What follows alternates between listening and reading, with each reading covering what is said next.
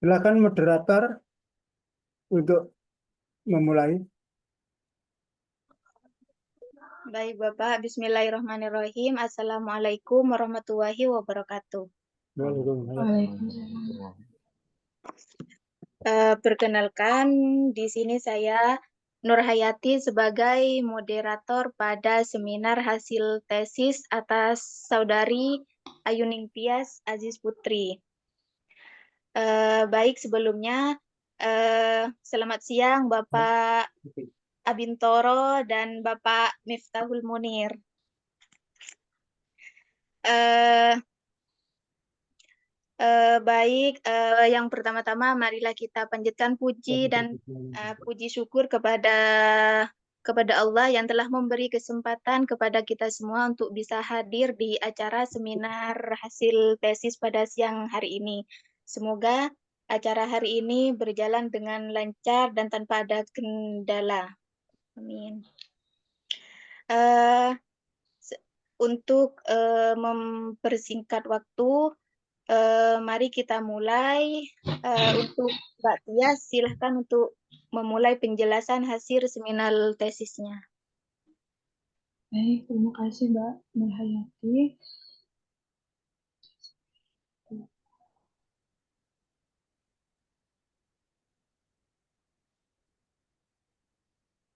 Muncul ya, Mbak?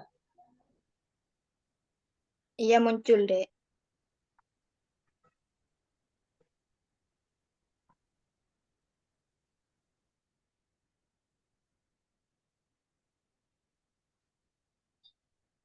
Nama waktunya sempit.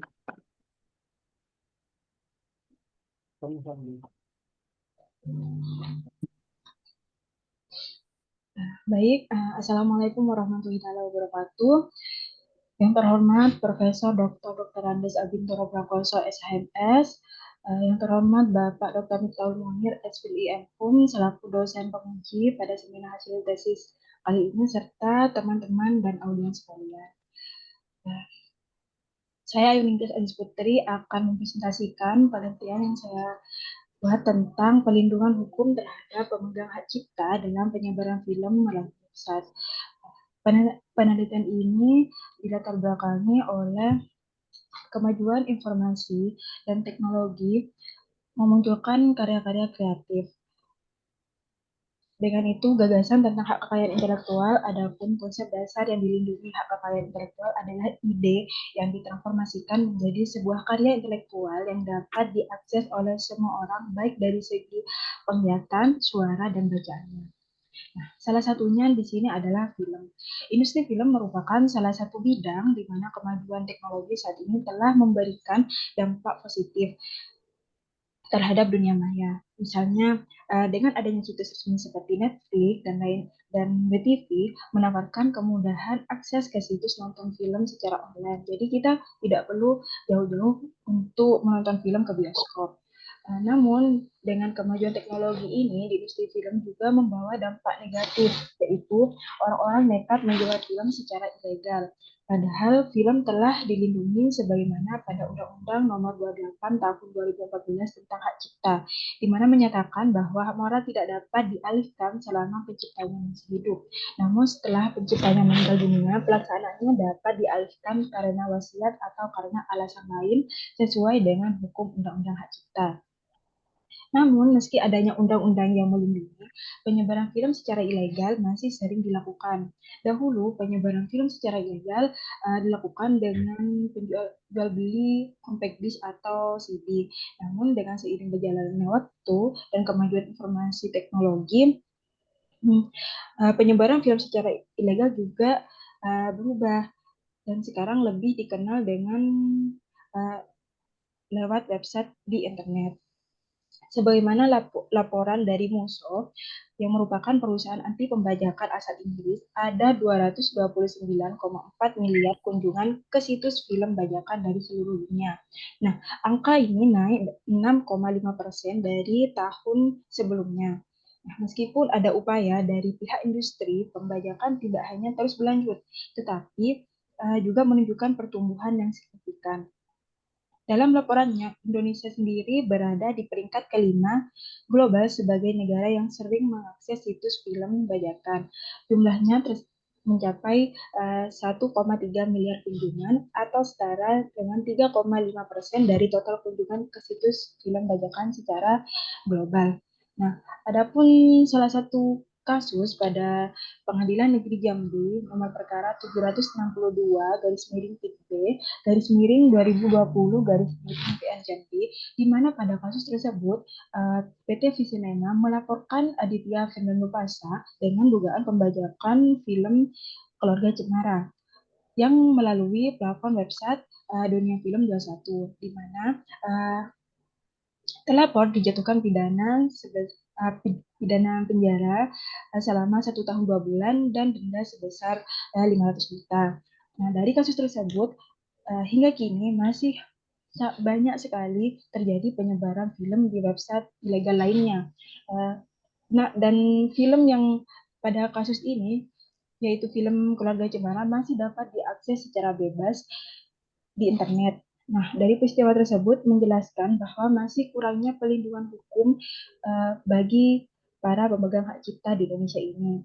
Nah, selanjutnya, khusus pada ketentuan Undang-Undang Nomor 28 Tahun 2014 tentang hak cipta, pada pasal 16 ayat 2 huruf F, di sini menyatakan bahwa hak cipta dapat beralih atau dialihkan, baik seluruh maupun sebagian karena sebab lain yang dibenarkan sesuai dengan ketentuan peraturan perundang-undangan. Nah, berdasarkan ketentuan tersebut, makna sebab lain di sini menimbulkan kekaburan norma yang berakibat timbulnya ketidakpastian hukum terhadap pengaturan dalam hak cipta tersebut. Nah, adapun rumusan masalah pada penelitian ini terdapat 3. Yang pertama, apa bentuk pelanggaran hak cipta pada penyebaran film melalui website? Kedua, bagaimana pelindungan hukum pemegang hak cipta dalam penyebaran film melalui website? Dan yang ketiga, bagaimana upaya yang dapat dilakukan pemegang hak cipta terhadap penyebaran film melalui website? Adapun metode penelitian yang digunakan pada penelitian ini, yang pertama tipe penelitian di sini menggunakan yuridis normatif, di mana difokuskan untuk mengkaji serta menganalisis penerapan kaidah atau norma-norma dalam hukum positif yang berlaku dari berbagai aspek yang berkaitan dengan kepastian hukum bagi pemegang hak cipta dalam film sebagai subjek hukumnya.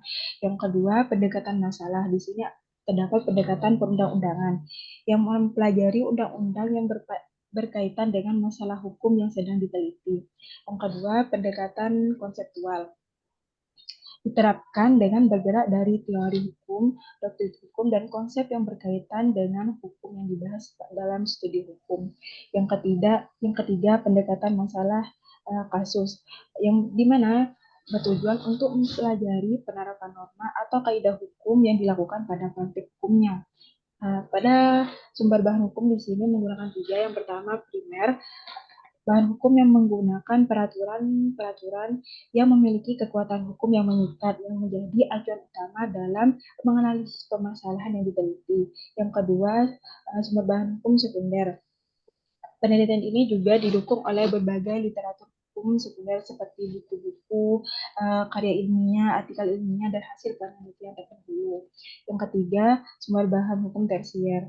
Penelitian ini juga memanfaatkan sumber-sumber seperti internet, jadi kita mengakses jurnal-jurnal dari Google Scholar atau dari Garuda, dan juga terdapat Kamus Besar Bahasa Indonesia untuk memperoleh pemahaman yang lebih komprehensif. Pada teknik pengumpulan bahan hukum di sini menggunakan studi kepustakaan dan internet. Nah, pada studi kepustakaan dilakukan pengumpulan bahan hukum yang berkaitan dengan isu hukum yang terdapat dalam penelitian ini. Yang kedua, internet. Sumber bahan hukum yang dikumpulkan melalui mengakses situs-situs website dan jurnal publikasi online yang berkaitan dengan masalah hukum dalam penelitian ini. Adapun teknik pengolahan bahan hukum terdapat 3. Yang pertama, editing. Editing, penulis meneliti kembali terhadap bahan hukum yang diperoleh sehingga kelengkapan dapat dilengkapi apabila ditemukan bahan hukum yang belum lengkap serta memformulasikan bahan hukum yang penulis temukan ke dalam kalimat yang lebih sederhana. Yang kedua, sistematisasi, yaitu penulis melakukan seleksi terhadap bahan hukum, kemudian melakukan klasifikasi menurut penggolongan bahan hukum dan menyusun hasil penelitian tersebut secara sistematis. Yang ketiga, teknik pengolahan deskripsi. Untuk memberikan analisis terhadap temuan penelitian berdasarkan bahan hukum yang diperoleh. Adapun analisis bahan hukum di sini menggunakan interpretasi deduktif. Interpretasi deduktif merupakan penyimpulan pembahasan dari hal-hal umum ke hal-hal yang khusus, digunakan untuk menata bahan pustaka yang terkumpul secara sistematis dan terarah untuk memulai analisis bahan hukum. Yang kedua, interpretasi sistematis, yaitu penafsiran yang dilakukan dengan cara mengamati dan mengkaji hubungan antara pasal 1 dengan pasal yang lain, baik yang terdapat dalam satu undang-undang maupun terdapat dalam undang-undang lainnya sebagai satu kesatuan utuh yang menjelaskan makna dan tujuan dari aturan yang berkaitan dengan hak cipta. Adapun teori yang digunakan pada penelitian ini terdapat tiga. Yang pertama, teori pelindungan hukum. Menurut Sajito Harjo, pelindungan hukum adalah memberikan pengayoman terhadap hak asasi manusia yang dirugikan orang lain, dan pelindungan ini diberikan kepada masyarakat agar dapat menikmati semua hak-hak yang diberikan. Yang kedua, teori kepastian hukum. Sudipo Mertokusumo menjelaskan bahwa kepastian hukum merupakan pelindungan bagi pencari keadilan terhadap tindakan sewenang-wenang yang mempunyai arti bahwa seorang akan dapat memperoleh sesuatu yang diharapkan dalam keadaan tertentu. Yang ketiga, teori kekayaan intelektual. Kekayaan intelektual merupakan hak yang berasal dari karya, karsa, dan daya cipta, kemampuan intelektualis manusia yang memiliki manfaat serta berguna dalam menunjang kehidupan manusia dan mempunyai nilai ekonomi. Adapun pembahasan yang pertama pada bab 3, yaitu bentuk pelanggaran hak cipta pada penyebaran film melalui website.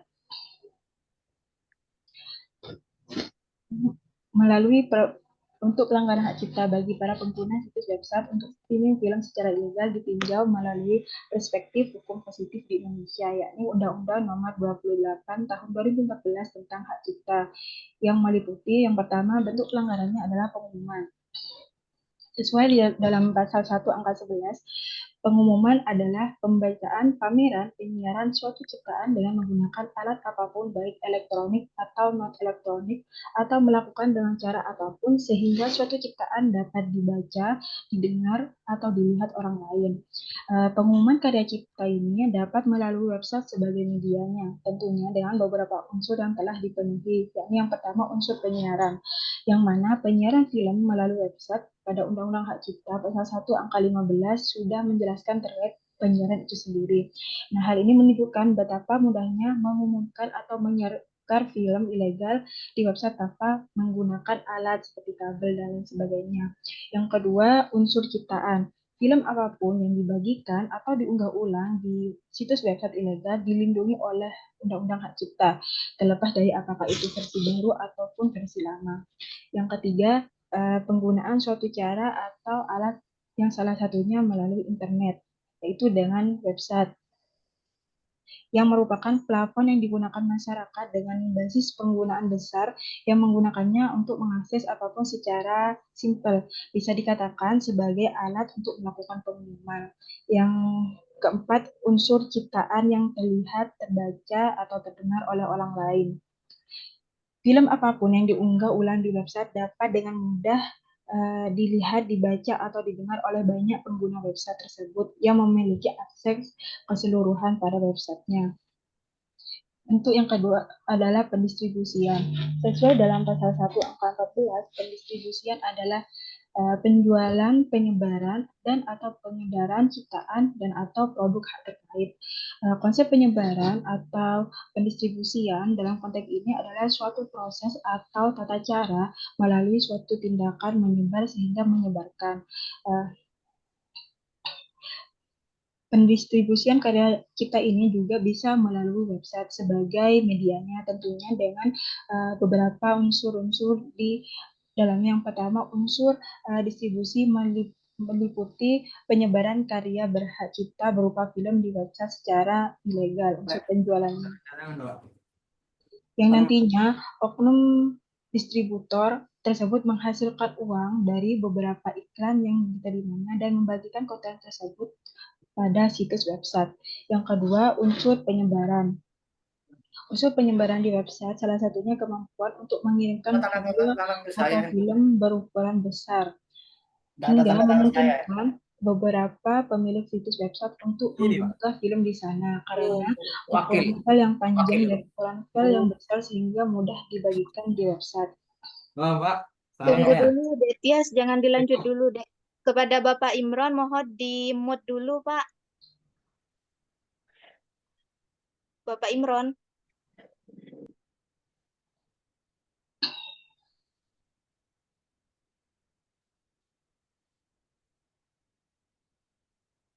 Ya, bisa dilanjut, Mbak Tias. Makasih Mbak Alti. Yang ketiga bentuk pelanggaran penggandaan. Sebagaimana sesuai pada pasal 1 angka 12 Undang-Undang Nomor 28 tahun 2014 menyatakan bahwa penggandaan adalah proses pembuatan dan atau suatu cara memperoleh penggandaan salinan dari suatu ciptaan melalui beberapa cara dan bentuk apapun secara permanen maupun sementara. Hak penggandaan itu sendiri mencakup hak untuk menyediakannya kepada publik dalam format apapun untuk dilihat kapanpun dan dimanapun. Nah, situs website ilegal merupakan salah satu cara yang berpotensi terjadinya penggandaan karya berhak cipta ini, asalkan memenuhi unsur yang meliputi yang pertama unsur menggandakan. Nah, salah satunya melalui situs website ini. Jumlah salinan bertambah ketika pemilik mengunggah ulang kontennya di situs atau aplikasi legal lainnya yang dapat diakses oleh banyak orang dengan berbagai jenis perangkat yang digunakannya. Yang kedua, unsur dalam bentuk apapun. Hukum akan selalu melindungi hak cipta suatu karya terlepas dari apakah pemilik situs website ini membuat salinan tersebut mengubah format karya seperti ditambah watermark atau ditambah tulisan tentang website ilegal tersebut. Yang ketiga, unsur tidak terbatas baik secara permanen maupun sementara, di mana hal tersebut dapat terjadi jika pemilik situs website menghapus atau menyimpan secara permanen di akun website tersebut. Yang keempat, bentuk pelanggaran pembajakan. Sesuai dalam pasal 1 angka 23, pembajakan adalah penggandaan ciptaan dan atau produk hak terkait yang tidak sah dan pendistribusian barang hasil dari penggandaan dimaksud secara luas untuk memperoleh keuntungan ekonomi. Pembajakan pada karya cipta dapat terjadi melalui website sebagai media berhak cipta dengan terpenuhi unsur-unsur meliputi yang pertama, unsur tindakan pembajakan secara tidak sah. Suatu karya dalam bentuk film atau mengambil karya hak cipta film dari sumber yang lain dianggap sebagai pembajakan karena tidak ada persetujuan sebelumnya dari pencipta atau pemegang hak cipta. Yang kedua, unsur secara tidak sah yang mana tanpa izin pemilik karya dan pemegang karya cipta dengan seenaknya pemilik akun pada situs website mendapatkan melalui pengunduhan secara ilegal.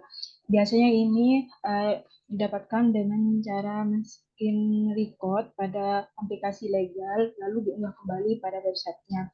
Yang ketiga, unsur pendistribusian yang telah dibahas sebelumnya juga mencakup pada pendistribusian atau penyebaran film ilegal di website dengan melalui brosur yang memenuhi salah satu persyaratan berupa pelanggaran pembajakan. Yang keempat, unsur keuntungan finansial yang dapat dirasakan oleh pemilik situs website dan penggunaannya adalah admin menghasilkan uang dari iklan yang ia dapatkan dan pengguna sendiri memperoleh keuntungan karena dapat menonton atau streaming film di website secara ilegal ini dengan gratis dan tanpa batasan. Yang terakhir, bentuk pelanggaran penggunaan secara komersial. Sesuai dalam pasal 1 angka 24, penggunaan secara komersial adalah pemanfaatan ciptaan dan atau produk hak terkait dengan tujuan untuk memperoleh keuntungan ekonomi dari berbagai sumber atau berbayar. Pelanggaran dengan penggunaan secara komersial pada karya cipta juga bisa terjadi melalui website sebagai medianya, tentu dengan beberapa unsur yang telah terpenuhi. Yang pertama, unsur penggunaan situs website oleh pemilik perorangan terdapat unsur penggunaan komersil, di mana situs website tersebut menghasilkan uang dengan mempromosikan atau menyebarkan iklan-iklan di salurannya. Yang kedua, unsur dari berbagai sumber mengacu pada fakta bahwa keuntungan diperoleh dari berbagai sumber iklan dan promosi yang diperoleh. Berikut adalah contoh bentuk pelanggaran hak cipta pada website. Di sini terdapat gambar di mana pada website ilegal yaitu di Rebahin 21. Di sini ada iklan situs judi online. Dan yang kedua ini promosi aplikasi bola, di mana ketika kita mengklik itu langsung menjuru ke Play Store. Di sini juga ada iklan tentang video musik. Jadi ini otomatis menambah viewers pada videonya. Dan yang keempat di sini ada bukti screenshot atas film Norma Antara Mertua dan Menantu, di mana film ini film terbaru pada tahun ini dan sudah ada di website ilegal tersebut. Di mana di sini ada fitur unduh, jadi para penonton itu bisa mengunduh dan langsung tersimpan pada handphone mereka atau alat elektronik lainnya. Yang kedua, pembahasan kedua yaitu pelindungan hukum terhadap pemegang hak cipta dalam penyebaran film melalui website. Undang-Undang Hak Cipta memberikan hak khusus kepada pencipta untuk mengendalikan penggunaan karya ciptaannya yang dikenal dengan sebutan hak eksklusif. Nah, dengan adanya hak eksklusif, pencipta dapat mencegah orang lain untuk menyalin, memperbanyak atau memanfaatkan karya mereka tanpa izin. Sebagaimana pada Undang-Undang Hak Cipta pasal 59 ayat 1 menyebutkan bahwa film dilindungi selama 5 tahun setelah pengumuman. Pelindungan hukum terhadap pemegang hak cipta dari pelanggaran hak cipta atas film sebagai karya sinematografi diatur juga pada pasal 113 ayat 3 dan 4 yang tertuang dalam undang-undang tersebut, sebagaimana menjelaskan bahwa setiap individu yang tanpa hak melakukan pelanggaran terhadap hak yang berkaitan dengan ekonomi pencipta melalui pembajakan dapat dikenakan hukuman kurungan pidana 10 tahun dan denda paling banyak 4 miliar rupiah. Nah, sebagai upaya untuk melindungi hak-hak para pencipta dan mendorong pertumbuhan industri kreatif, pemerintah telah mengeluarkan pelindungan hukum secara preventif terkait hak cipta. Nah, selain itu, hak cipta juga mengatur pelindungan hukum represif yang berkaitan dengan penyelesaian konflik. Adapun pelindungan hukum preventif, pemerintah Indonesia telah mengeluarkan regulasi termasuk Undang-Undang Hak Cipta dan Peraturan Bersama Menteri Komunikasi dan Informatika, salah satunya dengan penerapan mekanisme takedown pada konten-konten yang dianggap melanggar hak cipta seperti film bajakan yang disebarluaskan secara online. Nah, langkah ini diharapkan dapat memberikan efek jerah bagi pelaku pelanggaran dan melindungi hak-hak para pencipta. Tindakan preventif selanjutnya dilaksanakan pemerintah adalah pendaftaran ciptaan sesuai pasal 56 ayat 1 yang menjelaskan bahwa pencatatan ciptaan dan produk hak terkait diajukan dengan permohonan secara tertulis dalam bahasa Indonesia oleh pencipta, pemegang hak cipta, pemilik hak terkait, atau kuasanya kepada menteri. Melalui Direktorat Jenderal Kekayaan Intelektual, Kementerian Hukum dan Hak Asasi Manusia atau Kemenkumham, laporan itu disampaikan dalam bahasa Indonesia dan dikirimkan baik secara elektronik maupun non-elektronik kepada Menteri yang menyelenggarakan urusan pemerintahan di bidang hukum. Nah, adapun secara elektronik, yaitu dapat melakukan pada laman Direktorat Jenderal Kekayaan Intelektual Kementerian Hukum dan Hak Asasi Manusia di website pengaduan.djip.go.id. Pelapor dapat mengakses website dan melengkapi formulir serta mengunggah file yang diperlukan. Pelapor juga kemudian mengisi formulir dan mengirimkannya beserta dokumen diperlukan ke Direktorat Jenderal Kekayaan Intelektual untuk laporan via non-elektronik. Dengan memilih status pengaduan di website, pelapor dapat memantau status laporan pelanggaran hak cipta. Pada inspeksi administratif kemudian dilakukan untuk memastikan pemahaman mereka terhadap persyaratan laporan. Sedangkan laporan yang tidak memenuhi akan dikembalikan kepada pelapor dan dianggap ditarik. Sedangkan laporan yang memenuhi syarat akan didaftarkan. Kementerian Hukum dan Hak Asasi Manusia kemudian mengkonfirmasikan laporan yang didaftarkan. Jika ditemukan cukup bukti dalam verifikasi ini, maka Menteri akan menyarankan Kementerian Komunikasi dan Informatika Kominfo untuk menghapus sebagian atau seluruh informasi yang melanggar pada hak cipta. Kedua, pelindungan hukum represif. Penanganan proses pelanggaran pelindungan ini diatur pada pasal 95 ayat 1 yang menyebutkan bahwa penyelesaian sengketa hak cipta dapat dilakukan melalui alternatif penyelesaian sengketa arbitrase atau pengadilan. Dan juga pada pelindungan ini dapat mengajukan klaim kompensasi hak cipta di pengadilan. Ketentuan ini dijelaskan pada pasal 99 ayat 1 yang menjelaskan bahwa gugatan ganti rugi sebagaimana dimaksud dapat berupa permintaan untuk menyerahkan seluruh atau sebagian penghasilan yang diperoleh dari penyelenggaraan ceramah, pertemuan ilmiah, pertunjukan atau pameran karya yang merupakan hasil pelanggaran hak cipta atau produk hak terkait. Nah, pencipta pada nanti di gugatannya dapat memohon putusan provisi sebagaimana sesuai dengan isi pasal 99 ayat 4 yang menjelaskan bahwa dapat meminta ciptaan yang dilakukan pengumuman atau penggandaan dan alat penggandaan yang digunakan untuk menghasilkan ciptaan hasil pelanggaran hak cipta dan produk hak terkait. Yang kedua, menghentikan kegiatan pengumuman, pendistribusian, komunikasi, dan atau penggandaan ciptaan yang merupakan hasil pelanggaran hak cipta dan produk hak terkait. Nah, langkah-langkah yang dapat diterapkan untuk mencegah semakin maraknya pelanggaran hak cipta terdapat beberapa. Yang pertama, peningkatan kesadaran hukum, khususnya pada masyarakat. Bagaimana mengenai pentingnya menghargai hak cipta yang merupakan salah satu upaya strategis dalam mengatasi permasalahan pelanggaran hak cipta, di mana dapat menggunakan dilalui dengan kampanye sosialisasi yang terstruktur dan terintegrasi, baik melalui media konvensional maupun digital, yang dapat menjadi instrumen yang efektif untuk mengedukasi masyarakat tentang dampak negatif dari pembajakan karya kreatif. Yang kedua, pemerintah perlu mengambil langkah-langkah yang lebih tegas dalam penegakan hukum terhadap pelanggaran hak cipta. Yang ketiga, kolaborasi dengan platform streaming legal dapat menjadi solusi yang efektif untuk mengurangi prevalensi atau populasi pembajakan film dengan menyediakan akses yang lebih mudah dan terjangkau. Yang keempat, reformasi terhadap regulasi hak cipta yang menjadi sangat krusial dalam menghadapi dinamika perkembangan teknologi dan distribusi pada saat ini. Yang kelima, pendaftaran hak cipta yang merupakan mekanisme legal yang bagi para sinias untuk melindungi hak cipta atas karya film mereka. Nah, proses pendaftaran tidak hanya berfungsi sebagai bukti kepemilikan, tetapi juga berkontribusi pada peningkatan kesadaran masyarakat akan pentingnya menghargai karya intelektual.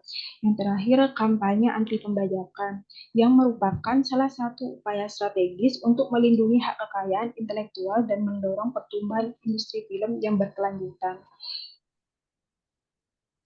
Adapun pembahasan yang ketiga, upaya yang dapat dilakukan pemegang hak cipta terhadap penyebaran film melalui website. Di sini terdapat 3 upaya. Yang pertama, upaya secara perdata. Dalam lingkup hukum perdata, setiap individu yang mengalami kerugian material akibat pelanggaran hak cipta berhak untuk menuntut ganti rugi. Nah, prinsip tanggung jawab perdata sebagaimana tercantum pada pasal 1365 KUH Perdata. Ketentuan juga mengenai upaya perdata diatur pada pasal 99 dan pasal 105 Undang-Undang Hak Cipta. Kemudian dalam pasal 9 ayat 2 di sini juga menjelaskan bahwa gugatan ganti rugi sebagaimana dimaksud dapat berupa permintaan untuk menyerahkan seluruh atau sebagian penghasilan yang diperoleh dari penyelenggaraan ceramah, pertemuan ilmiah, pertunjukan atau pameran karya yang merupakan hasil pelanggaran hak cipta atau produk hak terkait. Hak cipta memberikan pelindungan hukum kepada pencipta atas karya intelektualnya yang mencakup hak ekonomi, seperti hak untuk memperbanyak, menyebarluaskan, dan memperoleh keuntungan dari karya, dan hak moral seperti hak untuk diakui sebagai pencipta. Jika hak ekonomi dari suatu karya dilanggar, maka pemilik hak dapat mengajukan gugatan perdata ke pengadilan di Haga. Dalam gugatan tersebut, pemilik hak dapat juga meminta ganti rugi atas kerugian materi yang dialami akibat pelanggaran tersebut, termasuk keuntungan yang diperoleh oleh pihak yang melanggar. Yang kedua, upaya secara pidana. Dalam perlindungan pidana, pembajakan film dapat dikenai pidana penjara atau denda sesuai dengan pasal 113 Undang-Undang Hak Cipta. Selain itu juga diatur dalam pasal 32 ayat 1 dan ayat 2 Undang-Undang Informasi dan Transaksi Elektronik. Pencipta dan pemegang hak cipta dapat mengajukan tuntutan pidana meskipun telah diajukan gugatan perdata. Tetapi jika gugatan perdata dan tuntutan pidana diajukan bersamaan, maka gugatan perdata yang lebih didahulukan. Nah, hak cipta juga merupakan delik aduan, oleh karena pemegang hak cipta atau penciptanya tersebut harus melaporkan jika terjadi pelanggaran hak cipta. Pengaduan ini dapat dilakukan melalui situs pengaduan djip.go.id, yaitu dengan mengisi formulir pengaduan tindak pidana. Namun sebelum tuntutan pidana dilakukan, pencipta dan pemegang hak cipta juga harus menunggu pihak yang melakukan pelanggaran hak cipta atau mensomasinya. Selain itu harus dilakukan mediasi antara pihak yang bersengketa tersebut sesuai dengan pasal 95 ayat 4 Undang-Undang Hak Cipta. Oleh karena itu, upaya secara pidana merupakan upaya terakhir dalam penyelesaian masalah pelanggaran hak cipta. Sebagaimana pada tahun 2020 kasus karya Visinema film ini, Keluarga Cemara, film Keluarga Cemara dilindungi sejak diumumkan, yaitu pada tanggal 3 Januari 2019, sampai dengan berakhirnya pelindungan pada tanggal 3 Januari 2069. Sebagaimana diatur dalam pasal 63 Undang-Undang Hak Cipta yang memberikan jangka waktu pelindungan selama 50 tahun terhitung sejak tanggal penciptaan atau pengumumannya. Berdasarkan pelanggaran pada kasus tersebut, tindakan yang dilakukan terdakwa yaitu termasuk pelanggaran hak ekonomi yang dimiliki pencipta sebagaimana diatur dalam pasal 9 ayat 1 Undang-Undang Nomor 28 Tahun 2014 tentang hak cipta, di mana terdakwa melakukan perbuatan yang melanggar hukum 4 hak ekonomi. Yang pertama, terdakwa melakukan penerbitan ciptaan tidak atas izin pemilik pencipta atau pemegang hak cipta. Kedua, penggandaan ciptaan. Dalam segala bentuknya, terdakwa melakukan penggandaan ciptaan merupakan proses, perbuatan, dan cara menggandakan satu salinan ciptaan atau lebih dengan cara dalam bentuk apapun, baik secara permanen atau sementara, dalam hal ini salinan film milik PT Visinema Pictures. Yang ketiga, pendistribusian yang merupakan untuk melakukan penjualan atau penyebaran ciptaan, namun terdakwa tidak memiliki hak tersebut, tapi tetap menyebarluaskan melalui website. Yang terakhir, pengumuman ciptaan, di mana terdakwa menggunakan alat elektronik yang membuat film milik PT Visinema dapat dilihat oleh orang lain secara penuh dan gratis pada website yang membuat kerugian pada pencipta dan ciptaannya. Adapun upaya ketiga yaitu non-litigasi. Penyelesaian sengketa hak cipta dapat dilakukan melalui alternatif penyelesaian sengketa di arbitrase sebagaimana diatur pada pasal 95. Nah, adapun alternatif penyelesaian lainnya meliputi konsultasi, negosiasi, mediasi, konsiliasi, dan penilaian ahli. Nah, dalam sengketa pihak yang berperkara biasanya lebih memilih penyelesaian konflik di luar pengadilan karena dianggap dibanding hasil serupa yang dicapai melalui pengadilan dengan mediasi memiliki rata-rata keberhasilan yang cukup besar. Dan proses penyelesaiannya sepenuhnya menjadi kewenangan para pihak untuk disesuaikan dengan kebutuhan masing-masing. Dan masyarakat juga beranggapan lebih menguntungkan mulai dari segi waktu dan biaya perkara lebih murah. Jika para pihak telah memutuskan untuk menyelesaikan perselisihan melalui arbitrase atau lainnya dan terikat pada syarat-syarat perjanjian, maka pengadilan harus menyatakan bahwa pihaknya tidak mempunyai kewenangan untuk memutus perselisihan apabila timbul permasalahan hukum di antara mereka. Hal ini secara eksplisit juga diatur dalam pasal 3 Undang-Undang Arbitrase dan APS yang menyatakan pengadilan tidak berwenang untuk mengadili sengketa para pihak yang telah terikat dalam perjanjian. Semua teknik penyelesaian sengketa termasuk pengadilan, arbitrase, dan penyelesaian sengketa alternatif mempunyai kelebihan dan kekurangan tersendiri sepanjang didukung oleh persyaratan hukum. Pihak-pihak yang ingin terikat dalam suatu perjanjian hak cipta perlu meneliti dan memutuskan pilihan mana yang terbaik untuk menangani permasalahan di kemudian hari. Berikut bab terakhir, bab ke-6 penutup. Adapun kesimpulan pertama yaitu adapun bentuk-bentuk pelanggaran hak cipta pada penyebaran film melalui website berdasarkan Undang-Undang Nomor 28 Tahun 2014 tentang hak cipta meliputi pengumuman karya cipta, pendistribusian karya cipta, penggandaan melalui website, pembajakan, dan penggunaan secara komersil. Yang kedua, kesimpulan kedua bahwa pelindungan hukum terhadap pemegang hak cipta dalam penyebaran film melalui website dapat dilakukan dalam bentuk pelindungan hukum preventif yang mencegah sengketa atau konflik. Nah, tujuannya dari strategi penegakan hukum proaktif pemerintah adalah penyempurnaan Undang-Undang Hak Cipta, di mana aturan dan regulasi ini dimaksud untuk memberikan efek jerah bagi para pelanggar. Dan salah satu upayanya yaitu dengan penerapan mekanisme takedown pada konten-konten yang melanggar. Dan selanjutnya, yang dirasakan pemerintah adalah pendaftaran ciptaan. Kemudian pada bentuk pelindungan hukum represif penyelesaian sengketa yang diberikan melalui penetapan hakim berupa denda atau ganti kerugian. Penanganan proses pelanggaran diatur dalam pasal 95 ayat 1 dan juga dapat mengajukan klaim kompensasi hak cipta di pengadilan komersil. Adapun kesimpulan ketiga bahwa upaya yang dapat dilakukan pemenang hak cipta terhadap penyebaran film melalui website meliputi 3 upaya. Yang pertama, upaya secara perdata. Dalam lingkup perdata, setiap individu yang mengalami kerugian material akibat pelanggaran hak cipta berhak untuk menuntut ganti rugi di pengadilan. Yang kedua, upaya pidana. Dalam upaya pidana, pembajakan film dapat dikenai pidana penjara atau denda sesuai dengan pasal 113 Undang-Undang Hak Cipta. Yang ketiga, upaya non-litigasi yang memberikan ruang bagi para pihak yang bersengketa untuk menyelesaikan masalah tentang penyebaran hak cipta melalui jalur non-litigasi. Penyelesaian sengketa hak cipta dapat dilalui juga melalui alternatif arbitrase sebagaimana diatur pada pasal 95 dengan beberapa cara meliputi seperti konsultasi, negosiasi, mediasi, konsiliasi, atau penilaian ahli. Adapun saran di sini terdapat beberapa. Yang pertama, bagi pemerintah. Pemerintah sebagai pembuat kebijakan dan pelaksana undang-undang memiliki peran yang krusial dalam menjamin pelindungan hukum terhadap hak cipta di era digital. Oleh karena itu, penulis menyarankan agar pemerintah menyusun regulasi yang lebih adaptif terhadap perkembangan teknologi.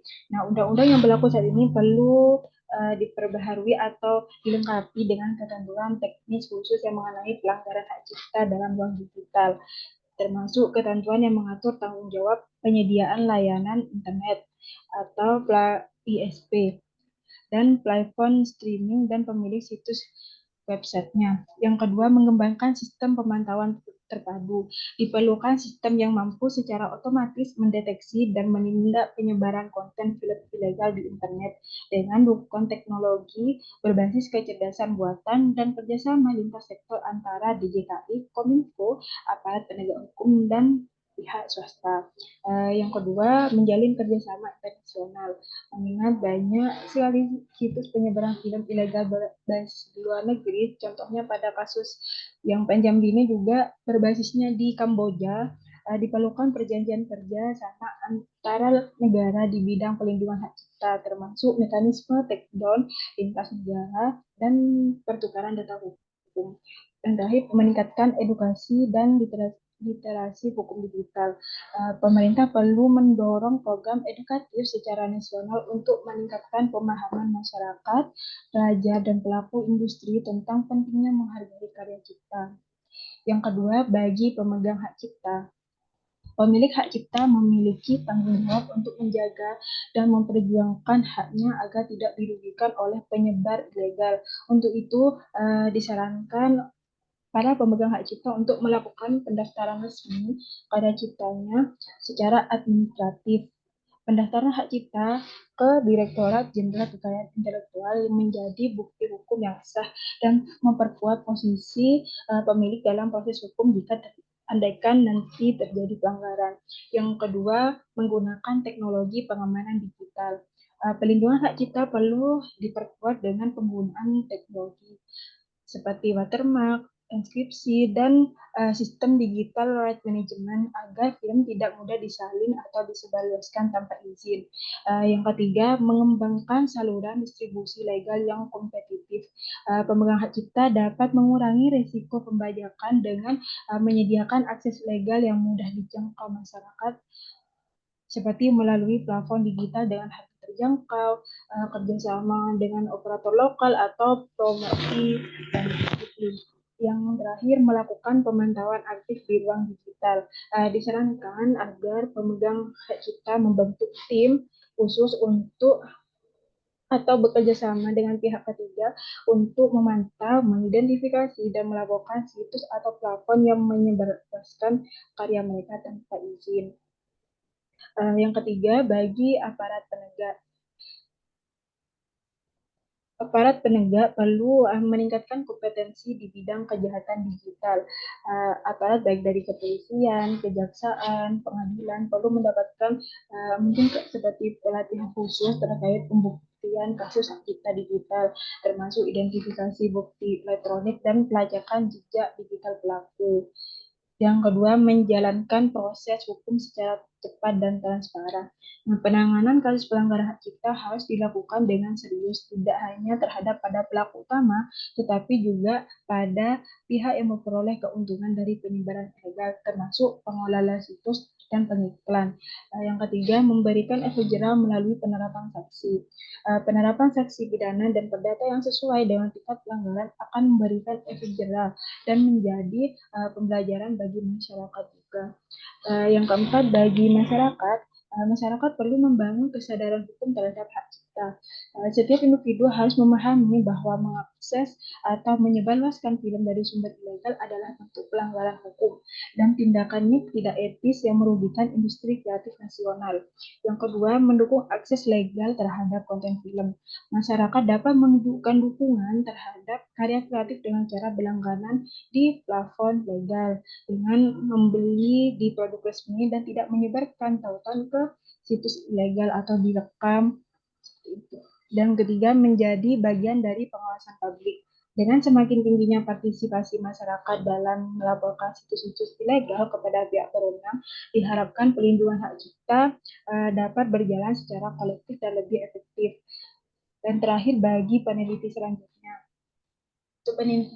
disarankan agar penelitian ke depan tidak hanya berfokus pada aspek normatif, tetapi juga pada penelitian empirisnya, misal dengan menganalisis seberapa efektif penegakan hukum terhadap pelanggaran hak cipta di Indonesia.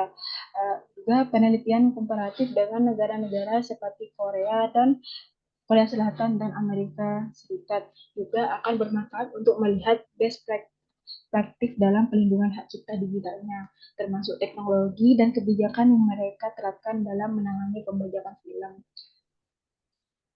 Mungkin itu saja presentasi yang bisa saya sampaikan. Kurang lebihnya mohon maaf. Wassalamualaikum warahmatullahi wabarakatuh. Waalaikumsalam warahmatullahi wabarakatuh. Baik, terima kasih kepada Saudari Ayuning Tias. Untuk selanjutnya beralih kepada sesi tanya jawab. Mungkin kepada para audiens yang hadir pada seminar hasil tesis yang ini, mungkin ada yang mau bertanya, dipersilahkan.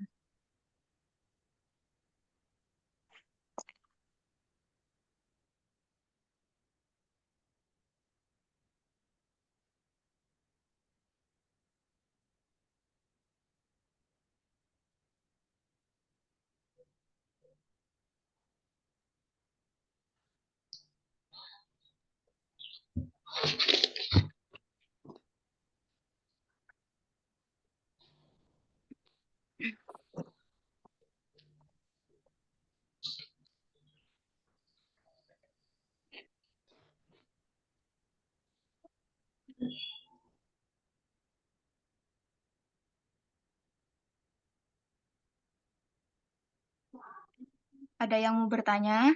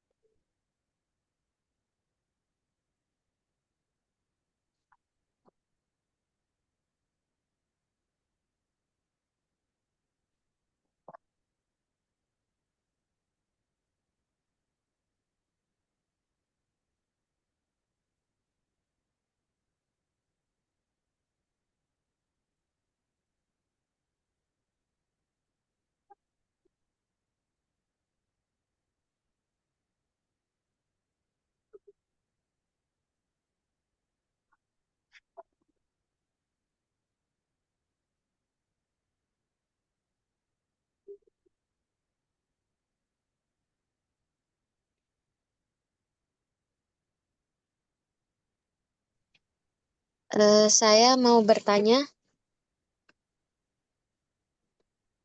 Ya, silahkan. Lina ya?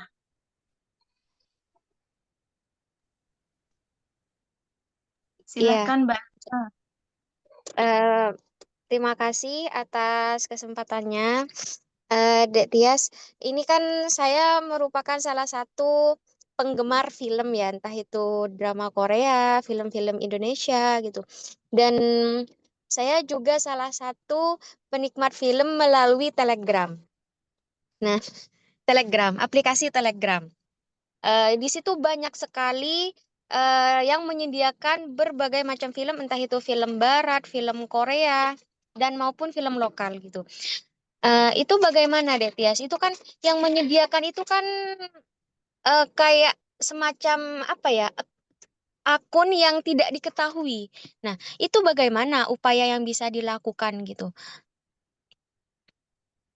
Itu padahal kan yang menyediakan film-film itu kan akun yang memang tidak diketahui. Itu akunnya siapa karena memang tidak jelas gitu. Cuma hanya menyediakan film-film. Hanya itu. Mungkin terima kasih. Baik, terima kasih kepada Saudari Lina. Mungkin kepada mungkin kepada Saudari Ayuning Tias bisa langsung menjawab atas pertanyaan Saudari Lina. Ya, benar yang tadi dibahas oleh Mbak Lina bahwa amat sangat susah memang itu keterbatasan kita menurut saya. Jadi upaya yang dapat dilakukan di Telegram itu juga ada namanya fitur report, di mana ketika kita mengklik report, semakin banyak kita melaporkan itu otomatis apa ya, kayak semakin besar kemungkinan Telegram akan menindak hal itu jika memang itu melanggar apa, penyebaran film secara ilegal. Juga dapat melibatkan Kominfo seperti tadi. eh, Juga kan ada website yang dapat kita melaporkan. Namun karena itu untuk pihak pemegang hak cipta, kita juga dapat melaporkan pada situs aduankonten.id. Itu kita bisa melampirkan bukti-bukti bahwa saluran tersebut atau aplikasi tersebut melakukan tindakan pembajakan seperti itu. Mungkin itu saja, Mbak Yasti. Baik, terima kasih, Dek. Sudah bisa dimengerti, Saudari Lina? Ya, bisa, Mbak. Oke, baik. Mungkin yang lain masih ada yang mau bertanya.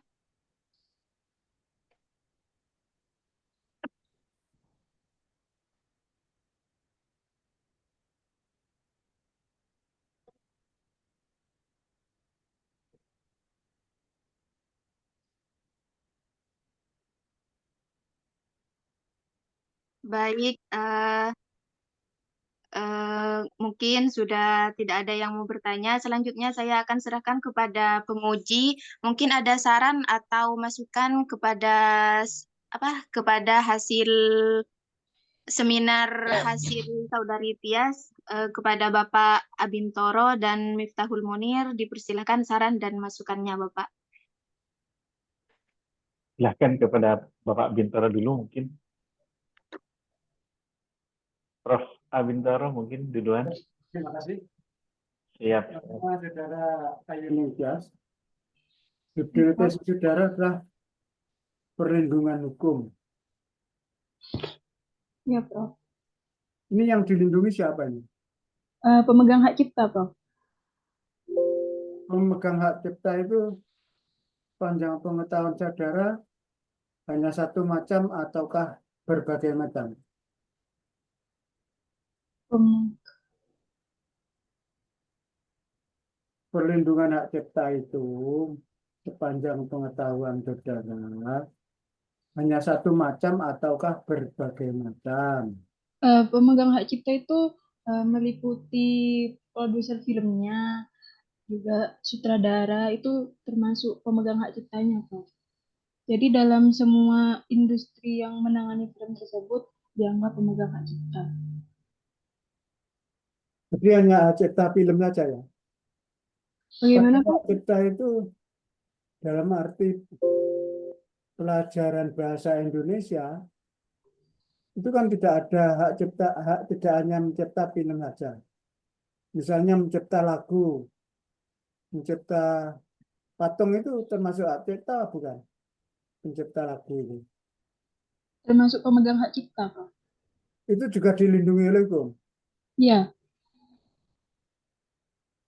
Jadi kalau ada orang menirukan hak cipta sang pencipta itu diancam pidana atau diancam hukuman. dapat, Prof. Seperti kasus kemarin ini yang Ahmad Dhani, cuman sepengetahuan saya belum sampai ke ranah hukum, cuman menuntut royalti kepada pengcover itu, Prof, kemarin. Jadi hukum dalam hal ini ya, gajinya ampang kalau gitu kalau tidak kuat menghidap itu. Hak cipta ini kan saudara khusus film lewat website ya. Ya, Kalau yang tidak lewat website, pada waktu saya masih kecil itu lewat bioskop-bioskop itu juga dilindungi. ya, termasuk dilindungi juga, Prof. Pada waktu itu belum ada website itu ada pelanggaran hak cipta apa tidak? Ada melalui, kalau dulu itu melalui pembajakan di compact disc di CD itu, Prof. Film Kaset. apa judulnya itu? Judul film apa yang dibaca yang saudara bicarakan? Kalau saya dulu pernah membeli kaset film kartun Tom and Jerry itu, Prof. Itu Tidak ternyata benar. eh, kalau dulu itu kaset penjualan kartun Tom and Jerry. Kartun itu, Prof. Waktu saya masih kecil. Iya. Ini Ternyata masih bisa berbicara tentang hak cipta film. Lalu hak cipta nyanyian itu juga dilindungi bagi yang ya, ikut atau yang menyanyikan tanpa izin penciptanya, apa yang diancam hukuman? ya, Prof. Tanpa seizin pencipta. Misalnya saudara dengan saya menyanyikan lagu Indonesia Raya ciptaannya W.R. Supratman itu kan melanggar hak cipta W.R. Supratman pada waktu nyanyi Indonesia Raya tidak izin.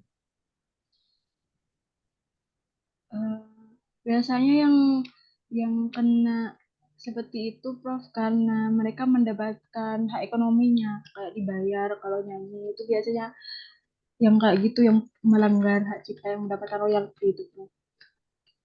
Nah, ya itu W.R. Supratman kan pencipta lagu. Terus itu lagi apa lagi Bengawan Solo itu juga diciptakan oleh orang Solo itu. Itu terus sekarang yang terkenal aja misalnya apa itu Didi Kempot nyanyi Banyu Langit itu juga menikmati imbalan dari siapa itu? Kalau itu memang peraturan perundang-undangan diterapkan.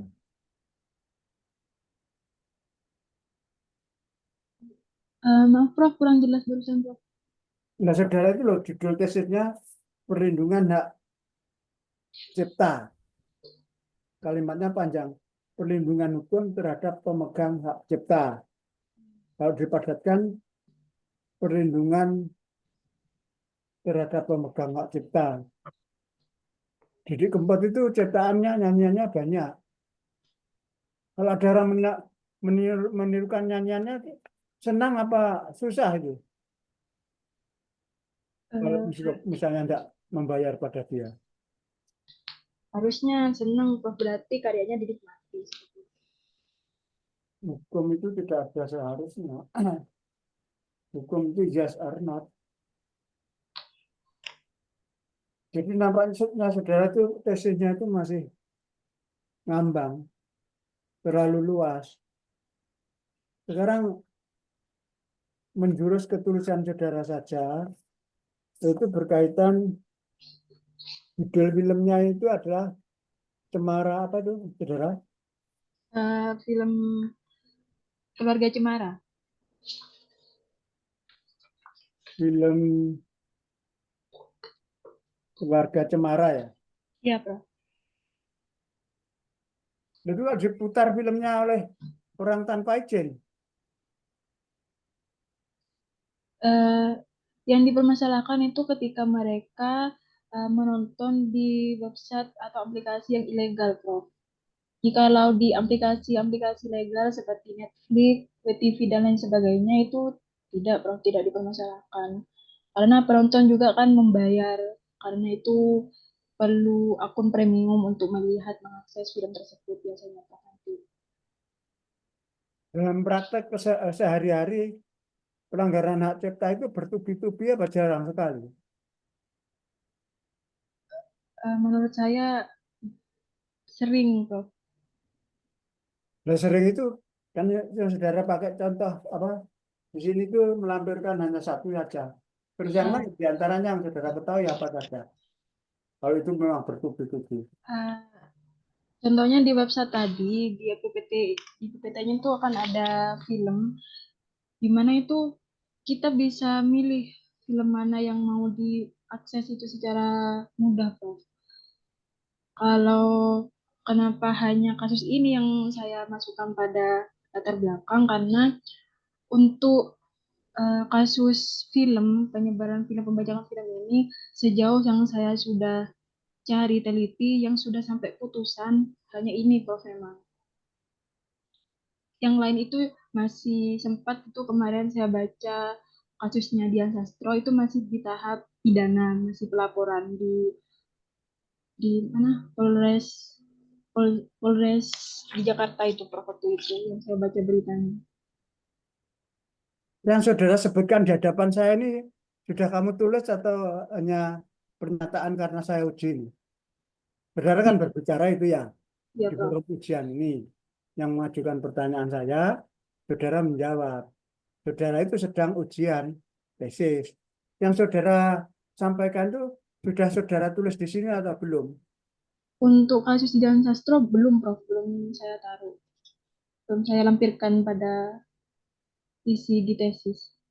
Nah, ini belum dilampirkan aja sudah tebal ini. Nah, kalau dilampirkan lebih bertebal-tebal lagi. Nah, ini lampirannya aja banyak. Terus gimana ini? Saudara tambah lagi? Tapi yang Dian Sastro ini belum ada putusannya, Prof. Belum sampai ke ranah naik ke kejaksaan kedua. Indonesia kan sudah lama merdeka. Kalau itu belum ada putusan, ya harus mencari putusan-putusan seperti apa yang menjadi maumu di tesis ini. Jadi nampaknya tesis saudara itu terlalu abstrak dan dalam praktek, meskipun banyak pelanggaran, tidak dijaring oleh peraturan perundang-undangannya. Misalnya sekarang itu, belakangan ini banyak sekali parodi-parodi orang, malah kalau saya boleh mengatakan ini, menjadi bahan olok-olok, seakan-akan menjadi terhina begitu. Saya mengatakan seakan-akan karena saya sendiri yang hanya mengetahui itu termasuk yang saudara angkat menjadi tesis itu apa tidak? Misalnya namanya orang amat itu diolok-olok dengan cara mat gitu. Mat itu mana? Mat itu ya Ahmad itu kan kelihatan itu. Gimana itu termasuk perlindungan, termasuk pelanggaran hak cipta apa bukan itu? Ada orang dikasih siung, bahkan itu orang gede tingkat nasional itu wajahnya itu tempelkan ke badannya anjing, lalu dituntun apa dituntun itu kan penghinaan di bidang mass media atau media massa. Itu tidak termasuk yang saudara kaji ini apa termasuk? Menurut saya kalau itu lebih ke pencemaran nama baiknya ya, Bro. Pencemaran nama baiknya. Mm-mm. Jadi jauh antara pelanggaran hak cipta dengan pencemaran nama baiknya. Nah, yang dicemparkan nama baiknya itu kebetulan orang gede lah, orang gede malah mesam-mesem itu. Jadi orang gede malah dipakai bahan olah-olah. Baik, dilanjutkan lain itu saudara camkan. Ini catatan saja saya. Kata penghubung jangan ditulis dengan huruf depannya huruf besar.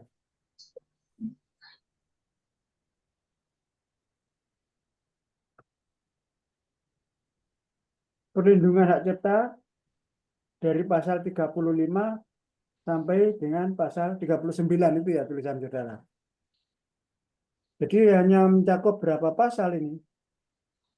5, 6, 9 pasal ini. Hanya 9 pasal ini yang saudara anggap jadi tesis.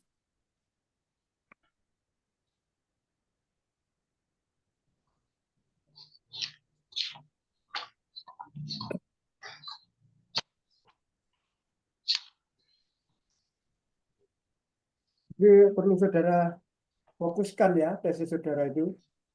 Bisa juga saudara ubah. Karena saya setelah mengajukan pertanyaan yang mendasar, yakni perlindungan hak hukum terhadap pemegang hak cipta dalam penyebaran film melalui website. Apakah peraturan perundang-undangan yang saudara angkat itu khusus melindungi hak cipta dalam penyebaran film? Apakah melindungi hak cipta yang non-film atau yang lain-lain? Yang lainnya juga, Bro. Juga banyak. Juga Iya, saudara cantumkan di sini contoh-contoh lain. tidak. Saya berfokus ke filmnya itu, Bro. Berfokus ke filmnya itu. Hmm. Bagaimana kalau ada pertanyaan seperti saya tadi? Perlindungan hak cipta apakah hanya berkaitan dengan penyebaran film itu saja? Padahal ada undang-undangnya. Dan undang-undang itu nanti kan ngompong itu tidak bisa mengikut. Padahal undang-undang itu tingkat nasional. Dan membuat undang-undang atau menciptakan undang-undang, itu berproses. Nah, kalau berproses begitu rampung lalu tidak bisa menggigit atau tidak bisa menjebloskan para pelanggar peraturan undang-undang yang baru saja, peraturan perundang-undangan yang bangun kesiangan namanya itu. Nah, itu kalau dikaitkan dengan putusan hakim, wah itu lebih jauh lagi cara filosofik. Putusan hakim harus sesuai dengan rasa keadilan, merupakan penegakan hukum, menganut asas manfaat, artinya berguna bagi penggugatnya kalau itu perdata dan sebagainya. Ini perlindungan hak cipta itu nampaknya pelanggaran-pelanggaran. Namun yang diajukan ke meja hijau karena saudara kan mahasiswa pendidikan hukum. Jadi saudara camkan ya, sampai menukik. Nanti kalau tidak menukik itu terlalu umum. Yang namanya tesis itu kan sebagaimana pedoman penyusunan tesis itu kan ada judul, latar belakang, permasalahan. Nah, permasalahan sudah saya sampaikan pada saudara itu, permasalahan itu tidak sesuainya antara dasaulan dengan dasain, tidak sesuainya antara harapan dan kenyataan. Nah ini latar belakangnya dengan permasalahannya masih yang satu dengan permasalahan yang pertama itu aja sudah mencakup satu tulisan, artinya satu tesis itu. Ini halaman berapa ini?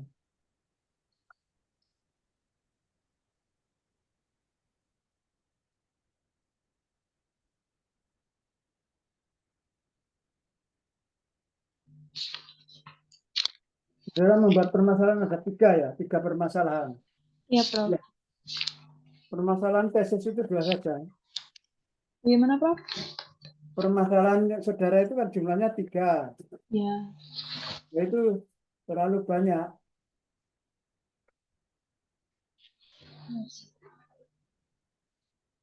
Dua aja cukup, 3 itu untuk disertasi. Bahkan ada mahasiswa yang seangkatan saudara itu permasalahan itu hanya 1. Itu kan ala kadar seperti tampilan rumusan masalah. Apa bentuk pelanggaran hak cipta pada penyebaran film melalui website? Ini saudara tulis dalam latar belakang apa enggak ini?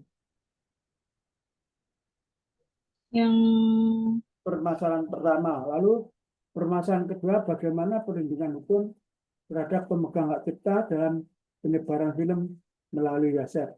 Artinya dari kalimat ini, penyebaran film yang tidak lewat website tidak dilindungi hukum sesuai dengan judul tesis saudara.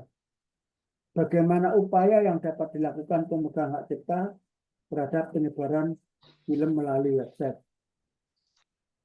Bagaimana upaya yang dapat dilakukan, bagaimana perlindungan hukum terhadap, ini kalimatnya mirip-mirip ini. Jadi saudara kaji dulu ya, cermat mungkin, karena tesis itu adalah tugas akhir. Kalau saudara itu kuliah di D3, tugas akhir itu namanya laporan. Kalau saudara kuliah di S1, tugas akhir itu namanya skripsi. Kalau S2 namanya tesis. Kalau S3 namanya disertasi. Disertasi itu tidak pakai pembimbing, itu promotor. Promotor itu artinya yang mempromosikan. Sebab orang menyusun disertasi itu sudah pandai, hanya ingin mencari panggung untuk mempromosikan itu. Jadi menyusun orang masuk S3 itu sudah pinter-pinter, hanya mencari promotor untuk mempromosikan dia kiprah itu. Lucunya lagi sekarang itu, masa kuliah S3 langsung lulus, hanya 1 tahun lebih berapa bulan itu. Ternyata ada pejabat berbagai ragam. Itu pertanyaan yang pertama. Pertanyaan berikutnya ini sudah saya tulis. Ini sudah saya komentari. Permasalahan cukup 2 saja. Bahan hukum sekunder tersier, teknik pengolahan bahan hukum, analisis bahan hukum. Pengolahan dengan analisis itu saudara menurut harus sesuai dengan pedoman penulisan tesis itu. Baik, untuk sementara dari saya cukup.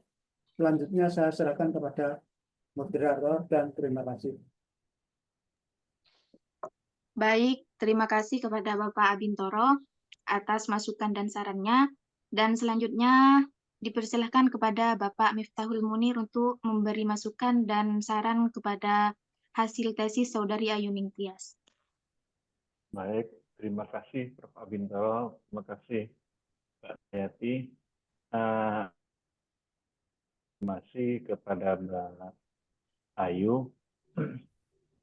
Mbak Ayu, tadi seperti sampai ditanyakan oleh Prof. Abintoro, apakah di beberapa klausa undang-undang kita itu ada yang menimbulkan multitafsir, Mbak Ayu? Di ini di pasal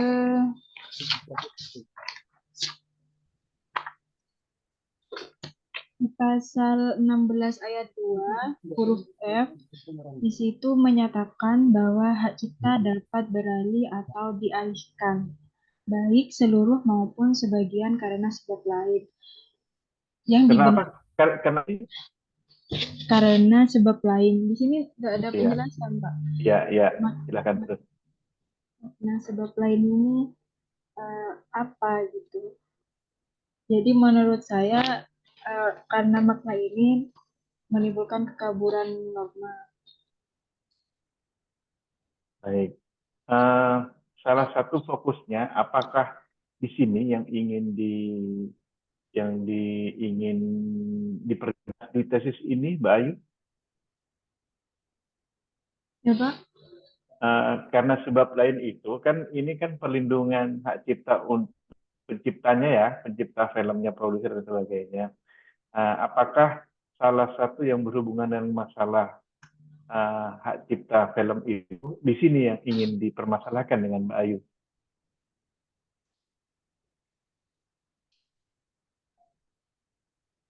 Ataukah kemudian orang yang mendampling di website saja yang ingin dipermasalahkan di tesis ini, supaya nanti permasalahannya itu seperti Prof. Abintoro bilang memfokus.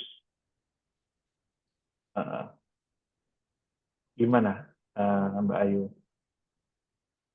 Kan begini, kan di pasal 16 itu mungkin ketika akan menjadi dasar bagi orang yang ingin menganalisis persoalan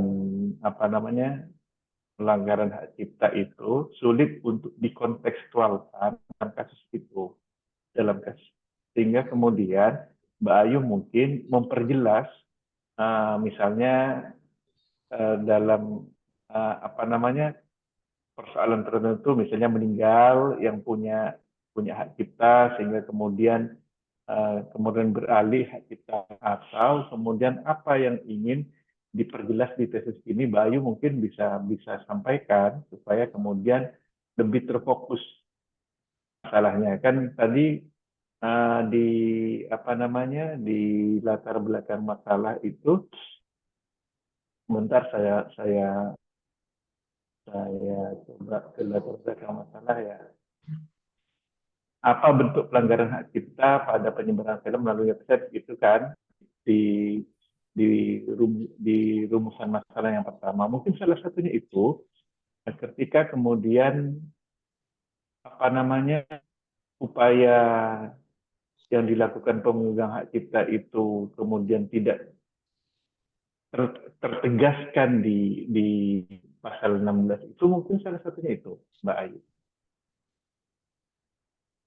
Atau yang lain, menurut Mbak Ayu apa kira-kira yang paling kemudian menjadi soalan di tesis ini? Dari pemegang hak ciptanya itu, Pak, yang difokuskan di penelitian ini. Perlindungan ya, Ya. di perlindungan hak ciptanya ya.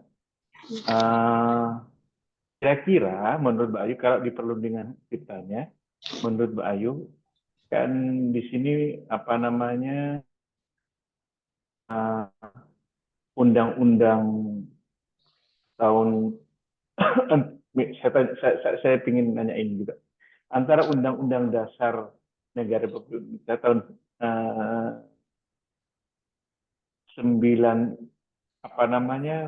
2 Undang-Undang nomor 11 2008 tentang informasi transaksi elektronik itu, dan Undang-Undang Hak Cipta, kira-kira untuk memayungi perlindungan hak cipta dalam persoalan pelanggaran hak cipta dalam film melalui website itu, kira-kira yang mana menurut Mbak Ayu yang paling mending? Apakah kemudian undang-undang ITE atau kemudian undang-undang hak cipta? Kalau menurut saya lebih ke undang-undang hak ciptanya, Pak. Lebih Oke, melindungi. undang-undang. Iya. Nah, di sini itu yang belum Mbak Ayu ini ya. Kira-kira di halaman berapa ada fokus ke masalah ini?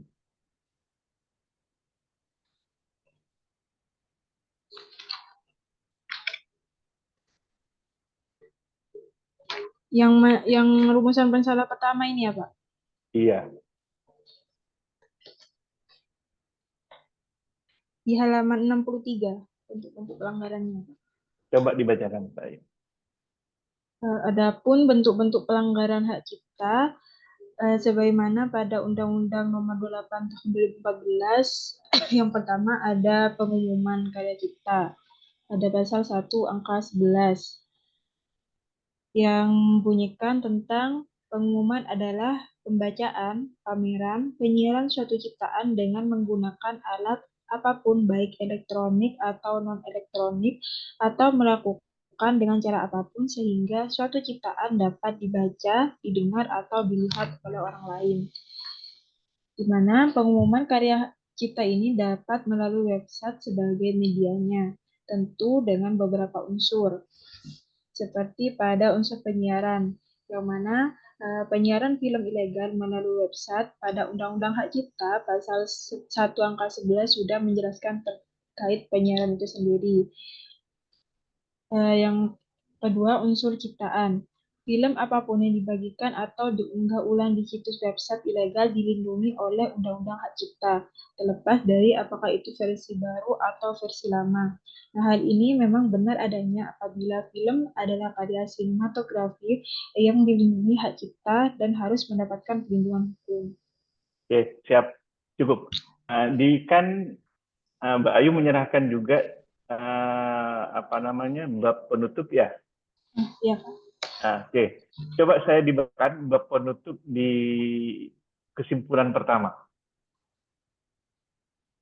Adapun bentuk-bentuk pelanggaran hak cipta pada penyebaran film melalui website berdasarkan Undang-Undang Nomor 28 Tahun 2014 tentang hak cipta, yang meliputi pengumuman karya cipta, pendistribusian karya cipta, penggandaan melalui website, pembajakan, penggunaan secara komersial. Itu kan sudah ada kasusnya ya. Maksudnya Ya, kita sering nonton seperti Mbak Ayu bilang, ada yang kemudian nonton pakai Telegram, ada yang kemudian Netflix dan sebagainya. Tetapi ada beberapa kayak kemudian layar kaca misalnya ya. Salah satunya itu kan beberapa tanpa seizin pemilik hak cipta. Ya.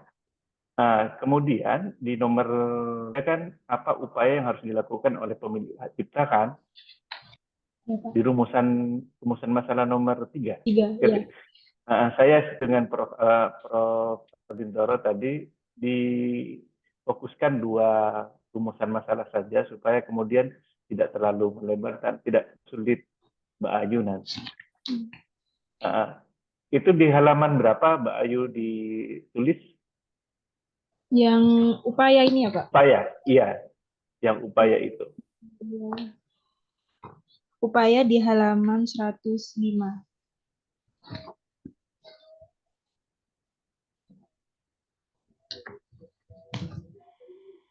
Bisa dibacakan Mbak Ayu garis besarnya? Upaya yang dapat dilakukan pemegang hak cipta terhadap penyebaran film melalui website dengan 3 upaya. Yang pertama, upaya secara perdata, di mana dalam lingkup perdata, setiap individu yang mengalami kerugian material akibat pelanggaran hak cipta berhak untuk menuntut ganti rugi di pengadilan niaga. Prinsip tanggung jawab perdata sebagaimana tercantum pada pasal 1365 KUH Perdata memberikan dasar hukum bagi pencipta, pemegang hak cipta, atau pemilik hak terkait untuk mengajukan gugatan ganti rugi terhadap pihak yang melakukan pelanggaran. Oke, baik. Di situ kemudian ditulis secara administratif apa namanya, bagaimana kita mengajukan ke pengadilan niaga. Iya, Oke. tata Terus kemudian saya tidak usah dibacakan. Saya minta dibacakan kesimpulan nomor 3.